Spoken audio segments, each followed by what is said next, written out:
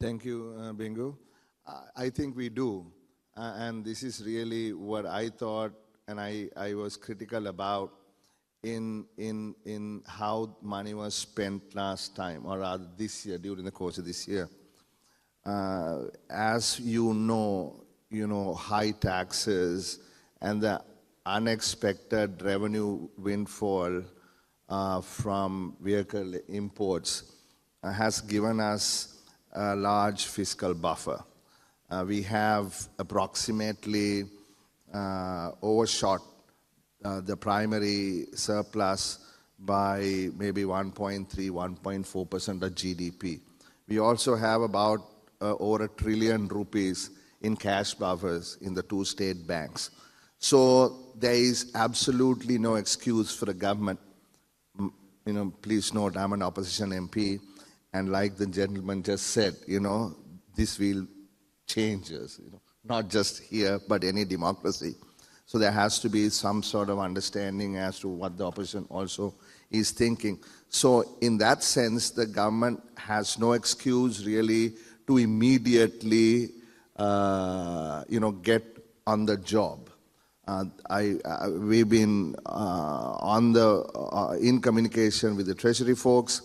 There is at least 30 billion rupees allocated that can be spent immediately during the course of this year. There is no need to change any legislation. And what happens is next year when the reconstruction happens, look, that is when we need to bring in an amendment, additional allocation in the next year's budget. Now, people are saying, look, we have a 13% GDP cap on primary expenditure, but that does not include natural disasters. So we made sure that there is space for us to overshoot that 13% limit. So there is no issue in spending. And even if we need the central bank to come in, if you recall, we made an exemption in the Central Bank Act that if a need arises, natural disasters occur, we can ask the central bank for help. So there is money. It was going to be what I thought was a wasted opportunity, because instead of really looking at what would ignite growth in the coming years, we were more worried about, creating a larger surplus than was necessary.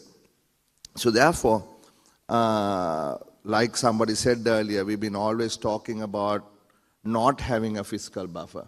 Thanks to what happened during the past government, essentially ensuring that the public finance management law was brought in and implemented. And I appreciate this government's continuation of that there's common sense prevailed. I'm very glad that it happened. And like somebody said, not sticking to the promises given, even though from a voter's perspective, from a politician's perspective, I saw it as fooling the people, but let's leave it at that. But we have the buffers to get on the job. Thank you, Dr. Harsha. I think 3.8% primary surplus is a number we've never seen. I think never, in terms of fiscal, it's never a good, this is the best time we've ever seen in the country. And from that perspective, I'm also of the view that we can somehow navigate this. See, our topic today in this session is beyond stability. Our stability is being challenged with Cyclone Ditwa. But I just want to tell you that black swan events are the norm these days. It's become the new normal. So a country should not go back. We should learn and bounce back and take this as an opportunity. But we'd like to we have a series of questions about growth, but I'm going to change it slightly. Rajita, from you, I just want to understand very quickly, how do you see the manufacturing sector bouncing back post this cyclone? And what support are you expecting from the government? Thanks, Bingu, for that question. I think as of yesterday, some of the government numbers that came out said that we had about 300 deaths reported, about 370 people missing, and over 150 or 180,000 displaced. So I think information is still flowing through. We don't have the accurate numbers as of now. Even with the apparel industry, we are still collating this information. Given that these numbers could significantly change, we in the information that we have collated as of now, we have over 2,000 people, or even up to about 3,000 people displaced. Again, we can't give accurate numbers because we are still supporting and helping these families through. Massive relief efforts have been launched by the private sector organizations. You yourself had a factory going underwater. Sorry. You yourself, your organization also had a factory going. Yes, we do. I think it was very publicly circulated across the country and globally as well. But as much as the water is receding in most of the non-affected areas, and I'm talking about those outside of the central region, and we are trying to get back a level of normalcy to the operations. We are still experiencing a high level of absenteeism because people just can't get to work. There is no road access. And again, when I talk about those displaced or missing, being close to about 3,000 people, the reason that this number is still high and this could come down is because of the lack of connectivity that we are currently facing. We can't contact these people. I know Supun was here a little while ago and he assured us that connectivity has been restored across the island, and that is very reassuring because hopefully then we can get more accurate numbers in. Given that, as much as we are trying to bring back a sense of normalcy, I think we will be challenged as an industry because we've been coming time and time after again with multiple shocks, and this was completely unexpected. As a result, we are moving into a holiday season demands, and it's going to be, most businesses are going to be constrained in trying to deliver on time. Not because we will not be able to manufacture, but we would not have the support network to get these orders out, to pull our RM out and try and manufacture at different plants. So there's going to be multiple issues that the manufacturing industry will face. Given that, I think the dire need right now and the call from the government really is to restore the connectivity, to support the industry, to transport aid. We are really not looking to the government to give us aid in terms of food or essential items. The public sector has, the organizations, the industries themselves have collated this aid, but we have no way to transport this. We have factories in the central region 10 feet underwater. We have employees stuck inside factories. We have 1,000 employees plus in the central region that we can't connect to. So with the lack of road access... This is only MAS, 1,000. I'm not talking about MAS, I'm talking about the industry. That's okay. And this is going to be a serious concern because roads have just collapsed and we have no access. So we are reliant heavily on the Air Force and air transportation, and that is also constrained because they are still acting as first responders and trying to do rescue work. So getting food aid to the people who are in shelters, getting people connected and being able to reassure the families and the industries and our customers and the country that these people are really safe is going to be our priority. The power in the zones like Koggal is, I think, okay, but Biagama, Katunayaka, Mahayangana is also impacted. Yeah, in the zones, the power is more or less restored. It's on and off. It still is not continuing. But in the areas outside of the zones, like in the central region, Mahayangana, Nuwara district, factories are severely affected. Most likely there are plants that won't be up and running for the next 3 to 4 months. Thank you. Bernie, you're leading FMCG. You also export a lot. You have distributors island-wide, massive operation, and your supply chain is disrupted as we speak. What hopes do we have? Because connection is everything. Like Rajita said, I think about 100 roads are impacted, about 10 bridges are gone. How comfortable are you in terms of getting back on track in terms of the supply chain? Look, excuse me. As Rajita said, the impacts are massive. And I think at this stage, we don't know how big they are. Although I'm, still confident because I think that a lot of preparation was done by many companies before. We went through a number of crises and clearly not everybody is impacted the same way. Some were, let me call it sheer luck because their warehouses, their operations are higher elevated, they were not flooded. That of course makes a difference. But even if you were in a more fortunate situation, you have all the problems that Rajita talked about. Most foremost, getting people to work, getting them to your distribution centers is a huge challenge. Even if a factory like ours at Nestle was not directly impacted at the factory, we can't produce right now because we need to have access to clean, sanitized water. So that will take a few days. Then, of course, once you start operating again, as we said, how do we get the products out? Road connectivity is a problem. Even I just got a message from our team, fuel shortages in some parts of the country. So there are some of these challenges that clearly do exist. And then I think the biggest concern that from a consumer goods company, Bingo, that I have is, in the country we have around 160,000 retail outlets with all the small stores. And today we can only best guesstimate how many have been impacted. If you ask me, it's somewhere between 20 to 30% of the stores. Many of them, are ground floor locations.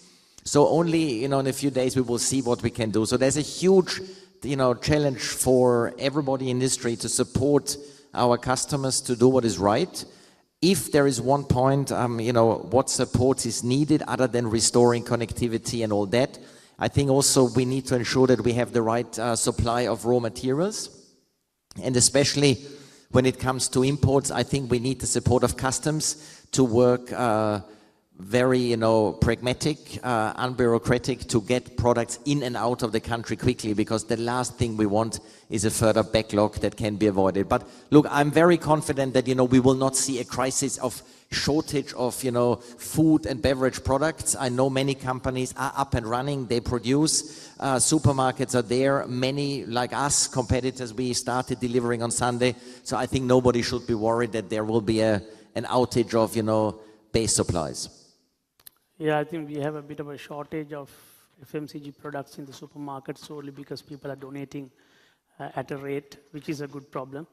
I think, but still supermarkets are continuously filling up.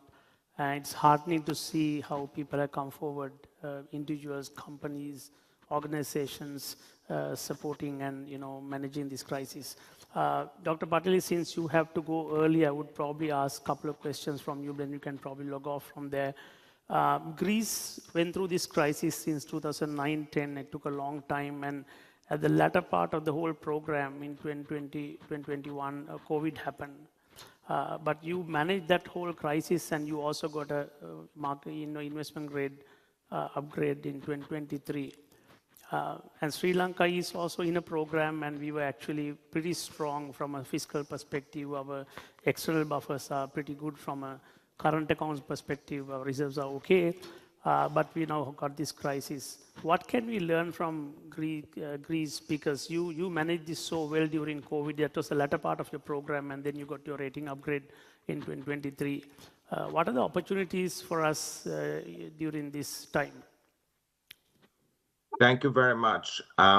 Let me start by saying that my comments, I will focus entirely on the economic and confidence aspect and not on the human aspect, which goes without saying that a government's job is obviously to protect and help everybody who is in trouble during a natural disasters. But I think investors know that natural disasters happen. And during climate change, these will be happening in a more, unfortunately, in a more frequent matter. Actually, in Greece, further to COVID, we also had a number of wildfires, and we had our own flash floods in 2023 that caused a lot of damage. So unfortunately, we're going to have a lot of natural disasters going forward. And the question investors have is the following: how should they think about natural disasters, and how do they factor it in to their decision making? So how a country reacts to a natural disaster is very important, and any reaction, I think, needs to have two main dimensions. The first, of course, is the short-term relief to the people affected. And this needs to be comprehensive in order to get the people on board, but it also needs to be fair, and one needs to be careful to not waste resources. So how this is done, in what way, in a way that is transparent, because obviously a lot of money will be spent in a very short period of time. How do you achieve that in a way that's transparent, that's fair, that no one's accused of improprieties later. I think that's a very important aspect, as well as how do you make it targeted? Since you're going to be spending a lot of money, the question is, how do you target those that need it the most? But the second aspect is probably the most important. Any natural disaster involves destruction of infrastructure, of housing, of businesses, of roads, and how you then create a program that rebuilds in a way that is also ties to your long-term objectives. So in Greece, for example, we had a natural disaster in a part of the country that there was this huge fire that didn't really have, that part of the country did not have good roads. And now that part of the country has a very good road system. In Thessaly, where there were floods, there was a very big discussion that took place afterwards. Do you want to rebuild everything the way it was, or do you want to rebuild it in a way that will look into the future and will reduce the damage that can happen from a future disaster? And I think the answer is you have to do the second. So there's an opportunity also to achieve some of your medium and long-term development needs in the reconstruction following a disaster.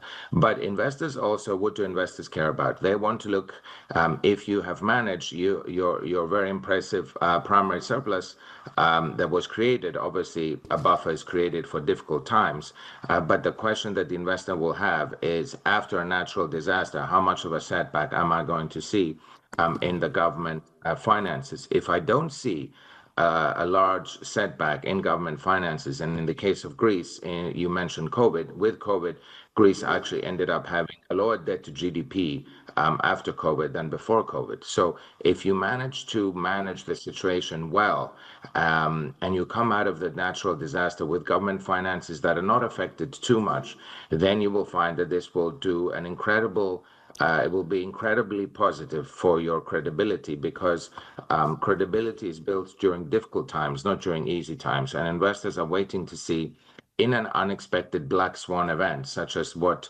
your country has just witnessed, what am I expecting as an investor? And if they feel comfortable that even in such an event, the country sticks together and goes through it, then this will do wonders to the credibility. Thank you.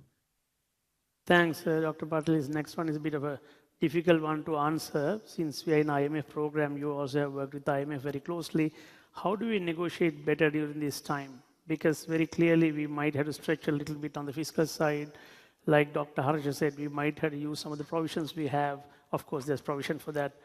But some of these numbers are hard-coded. How do we negotiate better? So I would say two things. The first is that any government needs to communicate to the IMF what are their one or two priorities. What I said before, the IMF will believe the government if it feels that the priorities that it is communicating are real. You cannot ask for 10 things. You have to ask for a few things and make them very specific. And the second thing I would say is that it's very important to show that there is a process and a structure in place. So, and this is, so for example, if you make it clear that you have a specific long-term development plan for the areas that are affected by the floods, by the cyclone, if you know that, this is our vision for these areas in the future, and please help us achieve it, they will support you. Similarly, if the short-term support towards the population is targeted and is structured in a way that makes sense, that it's not just throwing money, that this is not the case of, let's find a way to spend as much money as we can. But if it's in a way that is structured and targeted, then the IMF will recognize that. So I would say the more specific and the more organized and detailed the demands from a government is, the more likely that it is that the IMF will actually consider these to be credible changes to a program, as opposed to just changes for the sake of getting more money. Thank you. Thanks, Dr. Bartels. I mean, one last question before you go. I know it's 5:30 in the morning for you. I also know that you had few good people working in the government. I think people joined from the private sector. What was that experience like? Did they play an active role? Because in the end of the day, you're working with the government bureaucracy, right? Yeah. So this is a very difficult question, and this is a question I think that many governments grapple with, and I will give you my own personal opinion. My own personal opinion is that you need both. So a government needs to be elected by the people. We have democracies. It's very important because otherwise the government will not have the support of the people. And so a large part of the government will always come from the political party that brought it to power. But at the same time, technocrats have a role to play. They have a role to play because they're specialists in their subjects, and also because they don't have the political demands from the voters, but also simply because they have more time. I mean, an elected politician has to spend a lot of time on their constituency and in speaking to the voters. But in the case of Greece, the structure was mostly, ministers from the political party and deputy ministers or advisors from the private sector, or a combination of the two. But I think it's a very helpful balance. The technocrat brings to the table the objective numbers, what you should do, and the politician explains to the technocrat that you have to have the support of the people, and therefore you need to adjust some of the aspects of your program towards including the people. It's very important to also have the support of the people in any such endeavor. Some of the technocrats that came to join the government ended up becoming politicians, and this is, I think, also something that might be of interest to a country. But I think and another final comment I will make very quickly is that there's also the power of the diaspora, meaning people from your country that live outside your country and who can also come back and help, particularly in times of need, because they will have amassed some experience that will be different and could be helpful in rebuilding and strengthening the country. Thank you. Thanks, Dr. Patalis. I think the private sector involvement is critical. Rebuilding Sri Lanka has many private sector leaders. So I think your message is very clear in terms of simple task list, limited ask from IMF, and a credible plan, and show the growth trajectory. Dr. Patalis, I'll let you go because I think you have to leave early. I'll now thank you very much for being with us. Thank you very much for the invitation, and please accept my sincere wishes for a safe recovery for everybody involved in this tragic accident. Thank you. Thank you, sir. Thanks. I'll now move to Dr. Harsha. Dr. Harsha, you've been talking about a plan B for the economy, and I heard it somewhere. If the current economic trajectory is not sufficient to achieve the sustainable or sustained growth beyond stability, do you have a plan B, number one? Number two, what would you do or prioritize if you were in power at this point? You see, let's look at what we can all do together. We are in different political parties, but we have a national duty, given this calamity, to try and put, all our efforts together to get this going. I mean, you see, I'm the chairman of the Committee on Public Finance, but I represent the opposition. But when I'm in the chamber, I wear my SJB hat. But when I'm in the committee, I don't do that, because we all have to sit together and collectively decide on where we need to take this country. So given that context, Bingu, what I think is, what's happening right now is we are seeing a consumer rebound, spending rebound. That's where the growth is coming from. It is not happening because of the important structural changes that has to happen. So that's the real issue. Stability is good. We need stability, and let us make sure that we don't sort of drop the ball here. Right? And that is why it is crucially important that we don't move away from the IMF program, that we stick with the IMF program. There are, caveats, like I said, built into the program so that we can deal with issues like this. But let us not say, look, now is the time to, take a break from the program. We need additional expenditure that needs to be incurred. No, that's not what we need to do. We got to stick with it. We have to be disciplined. Now, this is where I think the government really needs to rethink, okay? How much can it actually spend? Now, we need, if you think, about $1 billion a year for the next 3 years, in my view, to get back on track. Now, building back better, rebuilding Sri Lanka, all are, catchphrases and all that. But where is that money going to come from? A. B, are we going to be able to spend it? Now, for instance, this year, 2025, we had a grand plan to spend 1.3 trillion rupees. But as of end of September, we had spent less than 500 billion. And from the latest numbers I have, end of October, we have spent less than 600 billion, right? So there are restrictions, various constraints that the government can't spend. Now, government's expenditure is not the only way to move this ship forward. We need to make sure that we have public and private investments coming in. So that's where the structural changes need to happen. The reforms need to happen, whether it is in way we finance infrastructure. Now, for instance, like we talk about Plan B, if you look at the reversal of the Ceylon Electricity Board Act, what we have done is we have removed the hooks for private investment in GenCos, TransCos, and DISCos. Right? Let's take power. That is critically important to improve productivity. Our productivity growth has been negative for the last 10 years at around 1.6%, right? And like the keynote speaker said earlier in this first session, look at coconuts. We are producing 6,000 nuts per hectare. Andhra is producing 15,000 nuts per hectare. So productivity is one, we are not using technology, we are not using good agricultural practice in that sense, but labor productivity is critically important, right? Our actual labor force participation has dropped from about 52% a few years ago to 48% now. What's going on? And we are not willing to do the reforms in labor. We have a public sector that is bloated, but we are not willing to look at the Termination of Employees Act.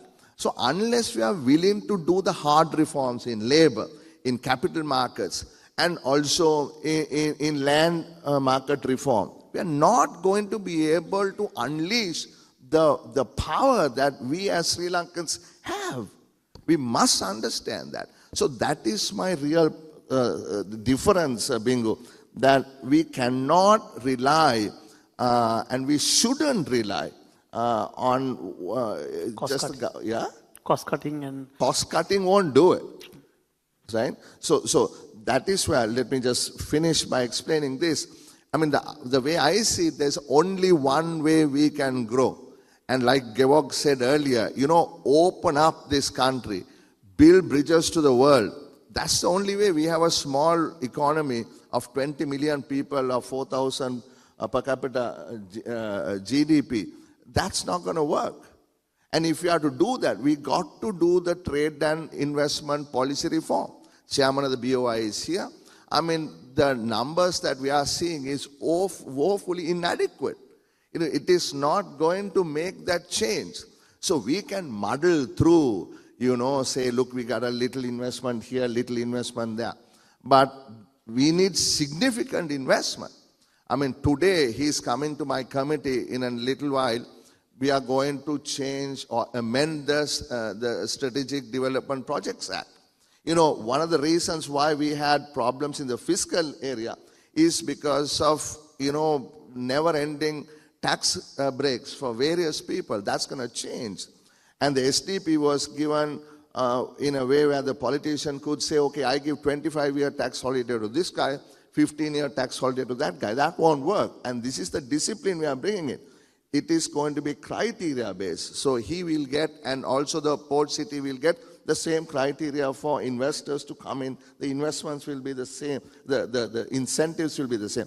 So to me, it is one, don't mess up the discipline that we have created by law. We stick with the IMF program. There is enough buffers to deal with it, and we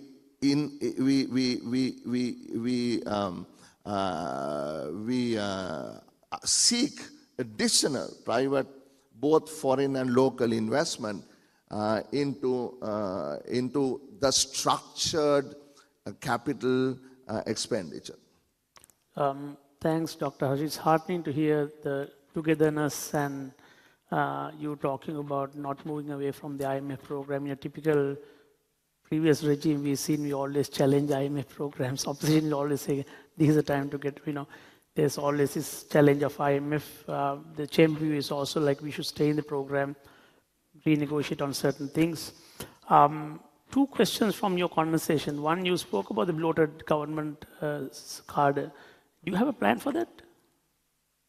I mean, look, earlier during Mr. Wickramasinghe's 2001-04 government, the plan was to restrict public service at a particular point. Now it has doubled.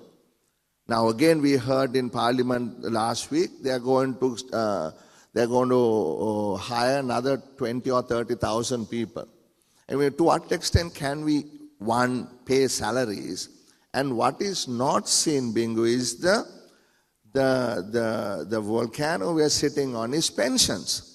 The increase in the unfunded pension that you taxpayers will have to fork out every year has been increasing at a much higher rate than the salaries. Right? We are the country that has zero,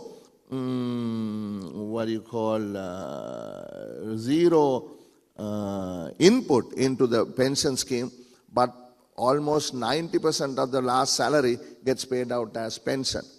So therefore, not just the current, but the future liability that we are carrying. And given that, the ability for us to maneuver is going to be critically important when you're looking at the bloated public sector. Right? So there has to be ways in which we can balance. Of course, you can't just let people go because they depend on salaries. And most people, mind you, there is a lot of unseen poverty because the middle class people who are living on salary, right?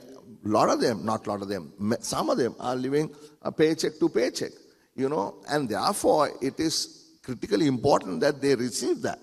So yes, there has to be a reform in public sector.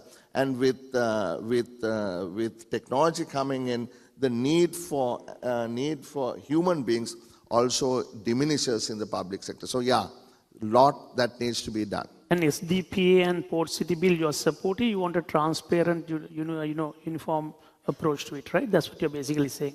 You support your SDPA. Yeah, we are supporting the reforms to both the SDP and Port City Act. We have already done it, but you need to realize here that there is a distortion in the market. Let us not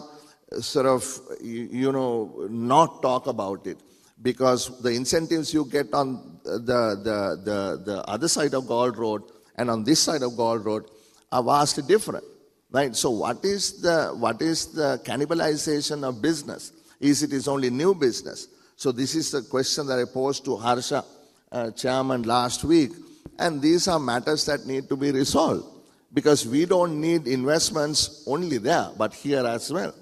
But let me tell you, we need to make sure that the special economic zone for services at Port City takes off. And at the same time, there is a special economic zone law already legislated for Hambantota for manufacturing. Nobody's even talking about that anymore. Right? People have forgotten the SEZ in Hambantota. So we need to be able to bring investments given criteria based on performance, export revenue, employment created, and so on, and be specific in material of where you invest, that everybody is given the same sort of support. Got it. I'll move to Bernie. Bernie, you've been here for years, and you also manufacture, I think, more than 90% in Sri Lanka, if I'm not mistaken. You also export. What's the MNC view on Sri Lanka's investment climate? I'll break it down into two more questions. what are the positive signals you see for future investments? Where are the friction points that still deter multinational expansion? I think, Bingo, it's important to look a little bit under the model Nestle operates. We are multinational, we operate in 180 countries, but our home market is less than 2% of our business. And the model is to be really decentralized. So the operations in the head office are very limited. It's in the countries where we operate. And as you said, yes, we've been enriching Sri Lankan lives for 120 years next year. We've been part of, families, individuals, communities here with our procurement initiatives, dairy, coconut, where we invest a lot of money. And you said it, the manufacturing side, 40 years in Panala, where we produce a lot of products, over 90% for the local market, but importantly also for the export business for coconut milk powder. And I'm glad to hear a lot about coconut in the meeting today. It's an important product, not only for us, it's an important product for Sri Lanka. This year, for the first time, coconut exports will reach $1 billion USD, which is the first time ever. It was always below. So that's very good to see. So, as you said, a bit provocative, why is Nestle here? Well, I think one of the reasons is because we see Sri Lanka as a good domestic market opportunity. Yes, it's small, I know. It's 22, 23 million people. It's not comparable to some of the big neighboring countries there. Yet, still, as we have been here a long time, we have very strong, deeply rooted brands in people's lives. And also we see an opportunity, and Dr. Harsha, you talked about that, consumption is coming back. People have more money to spend. Yes, the last few days, of course, will have an impact, but the trend longer term still is moving in the right way. And there are opportunities to offer more premium products, different products. On the other hand, when you look at the export area, we do export predominantly coconut milk powder to 60 countries around the world, some in the neighboring regions. India is our biggest export market, but we go all the way to the Caribbean, North America, Japan. So it's an important one. And why is it important for us that we keep investing here? We've invested continuously in the factory to increase capacity, to build new technologies. We invested in our factory for sustainability, for example, a biomass boiler that we inaugurated this year. But we see some strong local opportunities for products, coconut, high quality nuts that give a unique opportunity in the global market. We heard a lot about that today, high skill levels in labor, so there are good things about that. But clearly your question was, what do I see as good or bad? Look, I think for a foreign investor, one thing that we've seen lately here is stability.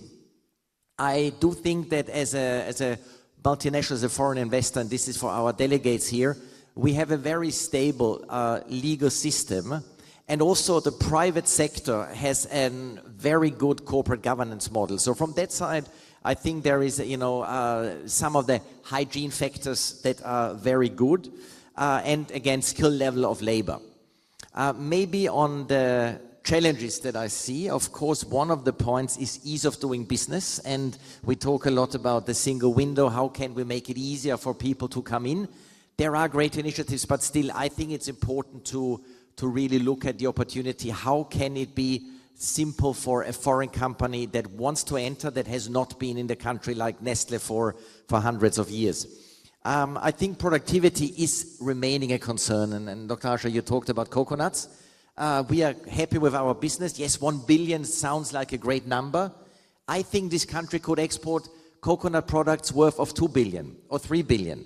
And this, of course, we can build the Northern Coconut Triangle, we can do things, but just increasing the yield of the existing coconut would make a huge difference. So I think that there is a certain level of inefficiency in supply side, also in the labor market, that I think we need to look at how can this be addressed. I think an important point, and Dr. Patelis, he talked about that, for a foreign investor, I don't think it's about, tax cuts to come here or tax holidays. I think we need to give a right reason. What is it, why you should come and set up a domestic or maybe importantly an export hub out of this country? And I don't think that companies like multinationals purely look at the tax consideration first. There is many other points to be considered in order to make a decision where you want to go to. Thanks, Bernie. I think productivity was a discussion that came from every conversation. Agriculture productivity is another separate conversation. Coconuts, good to see coconuts have done 1 billion, but I think, yeah, tax is not #1 priority, but tax is definitely in the top 5, if I'm not mistaken. So tax is also a concern. I'll move to Rajita. Rajita, there are questions coming up as well, your famous topic, SWAT. How are you doing on SWAT? A quick comment on that.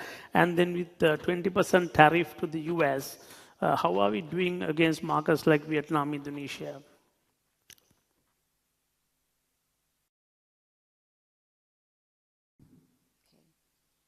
Thanks. I think the 20% tariff was a relief, and we had to be thankful to the government for negotiating that rate for Sri Lanka. And it sets an immediate reset in terms of how Sri Lanka is viewed, not as the most expensive destination in the region, and it gives us a certain level of parity as against the rest of the regional competition. But competitiveness is not defined by tariffs alone, as you know, Bingo.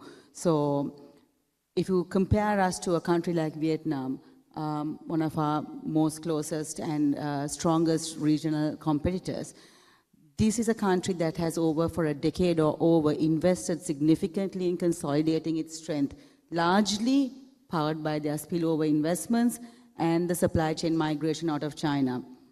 And so as a result, Vietnam today is deeply, deeply integrated in its manufacturing strengths and really caters to a high value segment in synthetic performance wear, a segment that Sri Lanka directly competes with. So this is not a position where Sri Lanka can really compete with Vietnam. Vietnam is 8 times the size of Sri Lanka's export volume, and we need to try and define ourselves differently to the way that Vietnam is. But Vietnam, again, has strong access to its supply chain verticality. That is not something that we can easily compete with, because there have been repeated calls to strengthen the supply chain verticality on the island and to be able to compete not on lower cost basis, but just speed to access and speed to market, creating that access where we can get to the customers faster.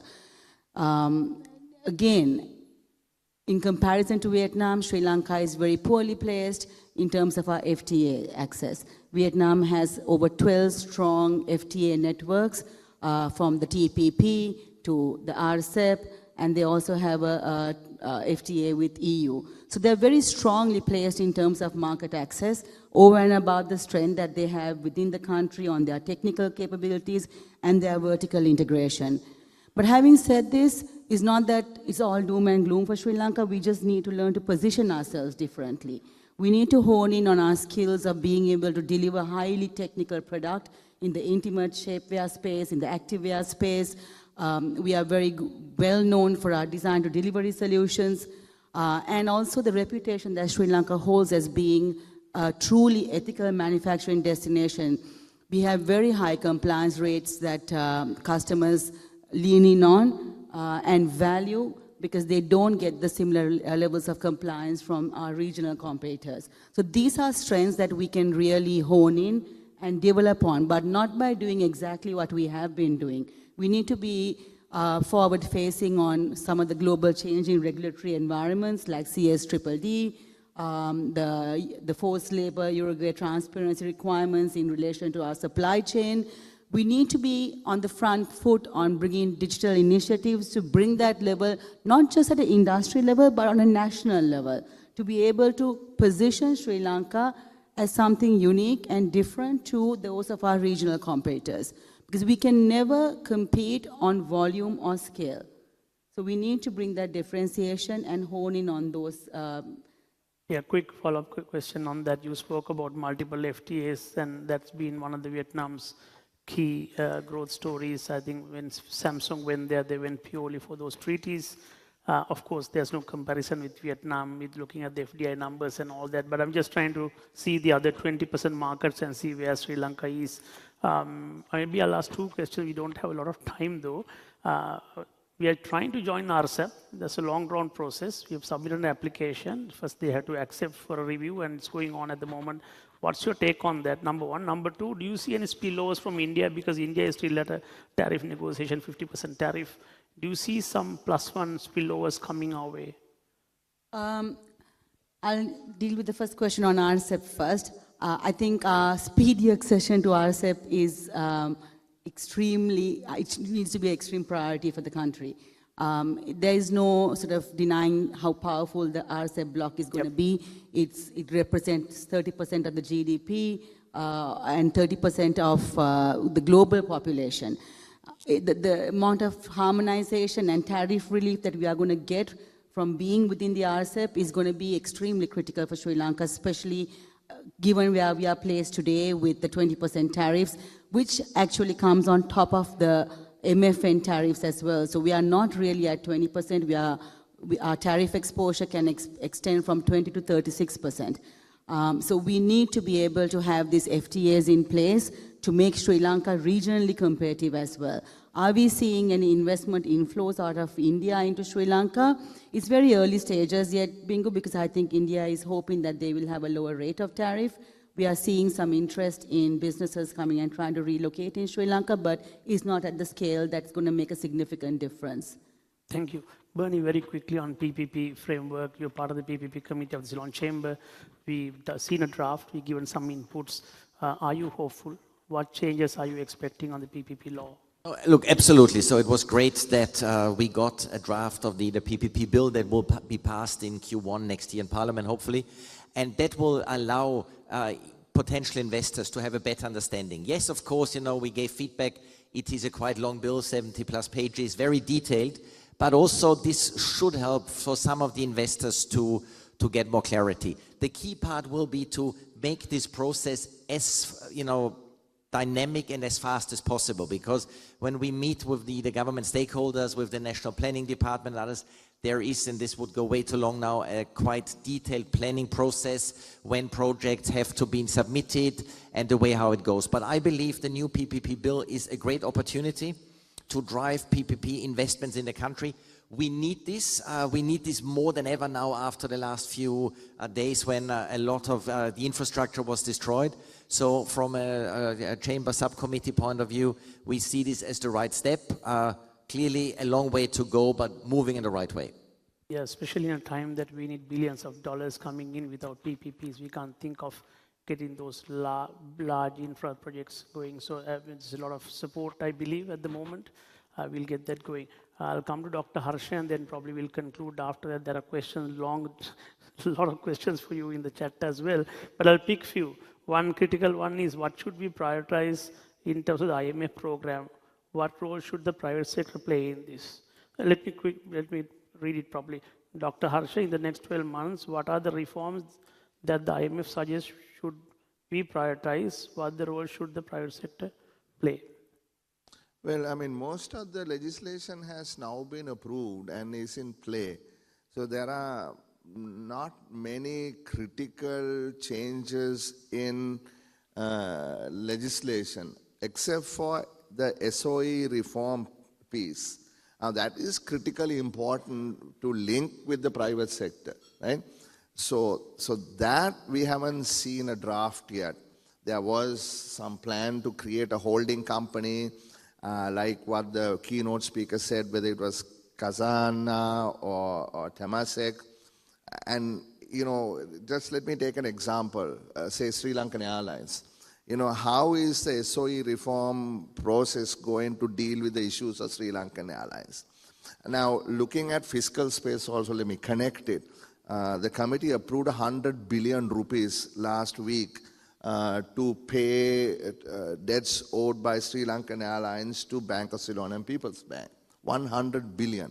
Now, that is in addition to what we will be asked to pay $215 million on the bond, right? $60 million in cash and rest in a government paper over a 3-year period. Last year, we gave them another 20 billion rupees. If you look at the losses accumulated at Sri Lankan Airlines, it's close to 700 billion rupees, which is the same size of the entire education budget for next year. You look at the gravity of these, liabilities that we are carrying. So therefore, we are coming back to what we spoke about earlier, that the space for private investment in infrastructure and services must be open, whether it be, infrastructure or logistics. And let me also give you a sense of what's going on in terms of the electricity, because I was earlier also referring to that. And I think it is critical that the government not adopt new legislation, but don't reverse what has happened. Last year, we created a fairly robust piece of legislation that opens the opportunity for investment in power. Now, if you close that, therefore, what happens is the opportunity for private sector, goes away. So let us keep the rules that we have put in place, not muck around with it too much, and open the space for private sector while the government does what is most essential. Just one last point is this flood has created complications for MSMEs. We know that they are carrying bad debt, stage 3, perhaps even up to about 900 billion rupees. Now, all these small fellows that got wiped away by the floods, in densely populated urban areas, could be FMCG outlets, like Hugh said, like 160,000 or something like that. But beyond FMCG, there are the cycle repair shops, computer repair shops, phone repair shops. They lost all their inventory. They are going to face cash flow issues. They don't have any insurance. They're already burdened by the massive debt overhang. So what I suggest is we utilize what we have in the bank, the fiscal overperformance, particularly to create a fund to deal with the MSMEs, because they cannot take another hit, I think, right? So therefore, let us not, and in that sense, yes, bring in the Chapter 11 type simplified insolvency laws that apply to the small sectors, which I think is overdue. So not massive legislative changes, but things that are necessary to plug the holes and to move forward. Thanks. I think you covered quite a lot. What we will now do is we are at the final stage. We have 1 minute to go. So our stability is being challenged, but we have to live with what we have challenged with. I think looking at Sri Lanka's history, Sri Lanka has always bounced back. We had 30 years of war, East attacks, COVID, economic crisis. Now this time is detour. Can each one of you tell me an opportunity during this situation and one critical enabler from the government to focus on? I think Dr. Harsha gave many, but maybe one critical one. Even from your long list, you can probably take one. Yeah. Look, I think the key part is now focus on what really matters. So this is the key thing. There's a long list. This is true for, private sector. And you talked about that. How can we help these small shop owners? But also back to the PPP point, Bingo. There is so many projects. If we are not clear, what are the few ones that we want to focus on and we deliver quick results, that's going to be the product. So for me, it is about speed and it's about focus.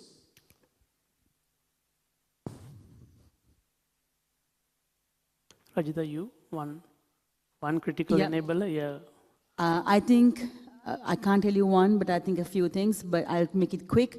I think we need to focus on, as Dr. Harsha said, on reform. We need to bring in the reform to support the export industry, whether it be labor, whether it be in power and energy and other utilities. We need to strengthen our industries by the country and our economies by getting those FTAs negotiated with key countries, by having a dedicated trade office that's competent and able to negotiate these trade agreements for Sri Lanka. We need to implement the national single window. We cannot have any further delays.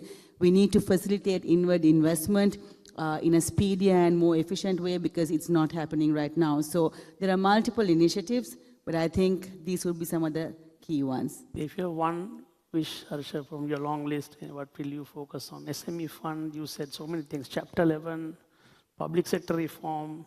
My one wish? Yeah. Quickly get to office. That's good, apart from that. I don't mean to this afternoon. I mean to run the country. Got it. Got it. Thank you.